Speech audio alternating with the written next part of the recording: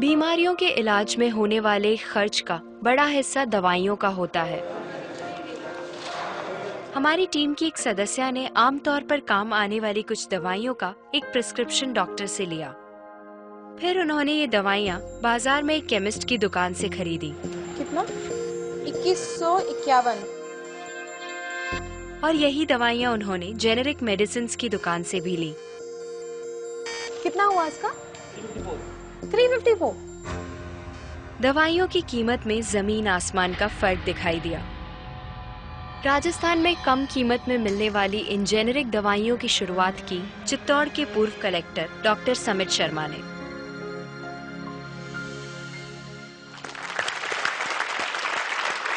Doctor समित, मुझे बताइए कि ये कैसा मुमकिन है कि हमारी जो कॉरेस्पॉन्डेंट थी वो वही दवाइयाँ उन्होंने 2000 कीमत में उनको मिली एक दुकान में, और जो जेनेरिक मेडिसिन है उस दुकान में जब गई तो उनको कम में मिली, 300 में मिली। ये कैसे मुमकिन है?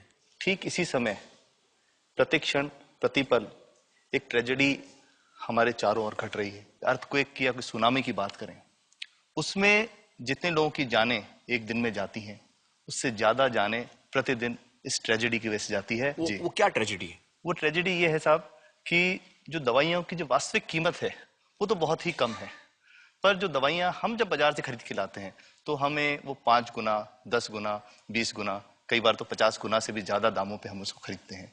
जैसे हम भारत में अगर देखें कि 40 करोड़ से ज्यादा लोग ऐसे हैं जो अपने लिए 2 वक्त की रोटी नहीं जुटा पाते, तो क्या वो उस दवा को खरीद सकते हैं? बहुत सारे लोगों को इस वजह से दवाई नहीं मिल रही। यस, WHO कहता है कि स्वतंत्रता के 65 वर्ष पश्चात आज भी 65% of the Indian population lacks regular access to essential medicine. जो मेन दवाई हैं, जो आवश्यक दवाइयां हैं, वो उन तक नहीं पहुंच पाती रकम की वजह से।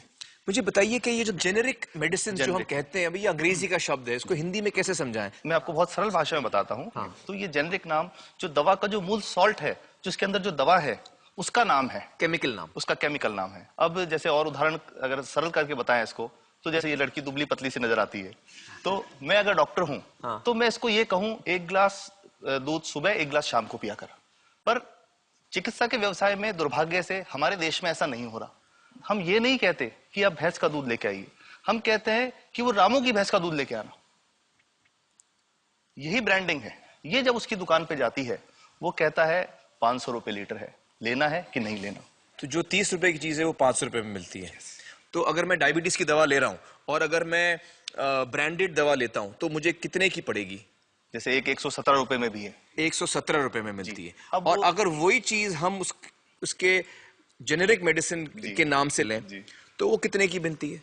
वो मात्र 1 रुपए 95 पैसे में 10 गोली मिलती है।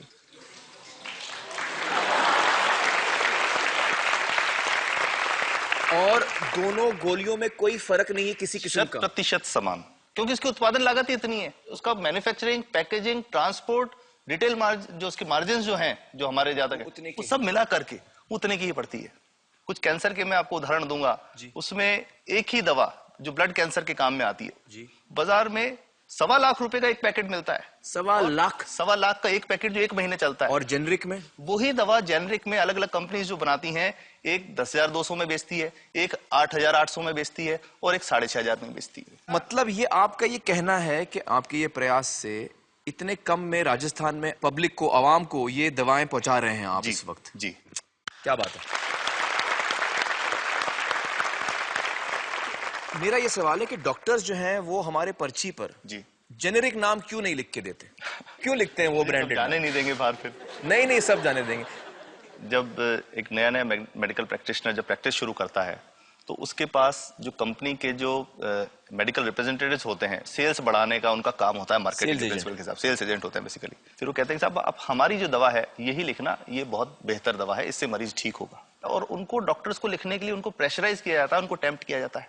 तो ये इसमें बहुत बड़ा कारण है जो दवा की कीमत को उसकी वास्तविक कीमत से 5-10 गुना 20 गुना तक बढ़ा देता है। एक बहुत बड़ा कारण है, क्योंकि हमारे पास जब हम टेंडर करते हैं तो बहुत सारे कंपनी वाले आते हैं, जो भारत की जो सबसे बेहतर कंपनियां, जिसके भी नाम वो रेपुटेड कंपनियां जिनके नाम आप ले सकते हैं, वो सभी हमें वो उसको जो 70 रुपए की है उसको 2 रुपए में 5 रुपए में दे रही है, 30 रुपए की दवा 2 रुपए में दे रही है। इतना ज्यादा फर्क तो कंपनी तो दे सकती है और देना चाहती है और हमें देती भी है इतनी कम दामों में, हमें दे रही है ना, ये संभव तो है। अच्छा मैं आपको बताऊंगा कि भारत से हम लगभग 45,000 करोड़ रुपए की जेनरिक दवाइयां प्रतिवर्ष विदेशों को निर्यात करते हैं।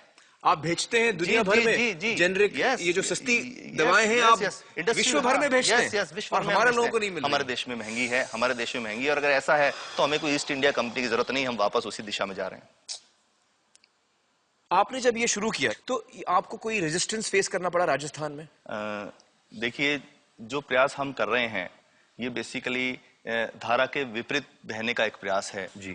काफी थ्रेट्स भी हैं, क्योंकि इसमें माफियाज भी हैं, ड्रग माफियाज जो ऑपरेट करते हैं, और हम हमेशा ये बात कहते हैं कि हम 100 साल से भी पुरानी शोषण की व्यवस्था को बदलना चाहते हैं, पर हमने हमेशा डॉक्टर्स को दोषी नहीं माना जी। सारे डॉक्टर्स बुरे नहीं है, 50-60% तो जेन्युइनली वो चाहेंगे कि गरीबों को कम कीमत पे दवा मिल जाए, वो चाहेंगे। और आज भी ऐसे डॉक्टर्स हैं जो अपने घर से सैंपल्स ला करके अपने जेब से पैसे निकाल के मरीज का इलाज कराते हैं, ऐसे डॉक्टर्स आज भी हैं। बिल्कुल सही। तो मैं इनको एक उदाहरण भी बताता हूँ कि कैसे हमारे जो काम वाली थी उसका बच्चा था छोटा, इंसिडेंटली हमको इस समय छुट्टी मनाने कोई बाहर गए, जब हम लौट के आए 10-12 दिन बाद, तो वो लक्ष्मी के साथ उसका छोटा जो बेटा था राजू, वो भी उसके साथ आता था जब, और मेरे बच्चों के साथ खेलता था, मेरे बेटे के साथ खेलता था। तो वो लक्ष्मी अकेली आई, राजू नहीं आया। तो हमने पूछा कि क्या हुआ, तो उसने जो बात बताई कि साहब वो उसको, आप गए थे, उल्टी दस्त हो गया था। उल्टी दस्त की बीमारी के लिए वो जब दवा लेने गई तो केमिस्ट ने उसको कहा कि इसकी तो 400 रुपये लगेंगे। तो उसने कहा साहब मैंने खूब मांगा, मेरे पास 400 रुपये मुझे नहीं थे, और मेरा बच्चा रात को ही उसको दस्त आते रहे, वो खत्म हो गया। और मैं आपको ये कहना चाहता हूं कि वो जो दवा लिखी थी कि वास्तव कीमत 1.5-2 रुपए ही है, तो वो बच्चे की जान बच सकती थी। 65 वर्ष के बाद भी अगर कोई बच्चा उल्टी दस्त से मर जाए तो मैं नहीं समझता इससे शर्मनाक बात कोई हम लोगों के लिए हो सकती है। और सबसे बड़ी बात कि इसे आसानी से बदला जा सकता है। हमें सबको एक समन्वित, एक संगठित प्रयास करने की जरूरत है। ये तो कुछ भी नहीं है, कोई नई फैक्ट्री खोलनी नहीं, कोई नई दवा नहीं बनानी, ये सब जो गलत चल रहा है इसको रोकना ही तो है। तो दोस्तों, डॉक्टर समित की बातों से हमें यह पता चला है कि दवाइयों का जो कॉस्ट होता है, जो उनको बनाने का खर्च होता है, वो बहुत ही कम होता है, और हमें इन कम दामों में ये दवाइयां मिल सकती हैं अगर हमारी राज्य सरकार जेनेरिक मेडिसिन की दुकानें खोले, जैसे राजस्थान सरकार ने किया है, और जिसके लिए हम उन्हें सलाम करते हैं। एक बात और, अगर आप एक एनजीओ हैं और आप जेनेरिक मेडिसिन की दुकान खोलना चाहते हैं तो department of chemicals and fertilizers आपको 50,000 रुपए की ग्रांट भी देता है।